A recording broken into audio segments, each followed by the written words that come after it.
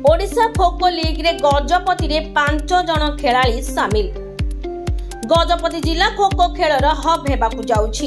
एही जिलार पावनी सबर चलित वर्ष अनुष्ठित होइथिबा विश्वकप विजेता दलर सदस्य रहिथिले। तांकर उच्च कोटीर खेल और सफलता जोगु गजपति जिल्ला रे खो खेल प्रति धीरे धीरे विद्यालय रे पढुतबा छात्र छात्री मध्य आग्रह बढ़िबारे लागिछि।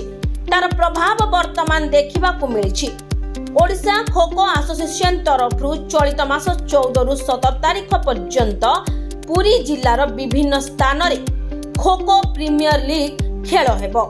एथि निमंते ओडिशा खो एसोसिएशन तरफ 4टी लेखाएं पुरुष और महिला दल गठन करा जायछि। उक्त दल गुडी को विभिन्न फ्रांचाइज को दिया जायछि।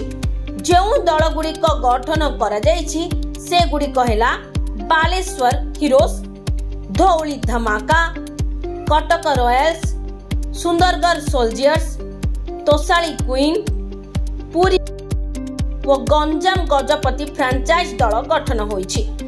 एथिरे गजपति जिल्लार जणे महिलांक समेत 5 जन खेलाड़ी को विभिन्न फ्रांचाइज टीम गुड़िक तांको दल तरफरु खेलिबा निमंते क्रय करिसंती।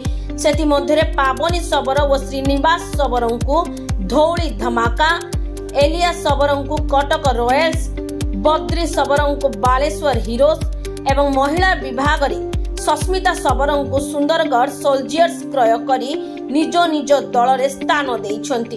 प्रकाश थाउ कि एही खेलाड़ी माने गारबंध स्थित श्री वेंकटेश्वर उच्च विद्यालय रो क्रीडा शिक्षक अभिन्न वासुदेव मिश्रंक ठारू दीर्घ वर्ष हेब तालीम नेथिले। खेलाड़ी मानक एही कृतित्व पाई जिला तथा अंचलर विभिन्न महलरु शुभेच्छार सुଅ छुटिबारे लागिछि।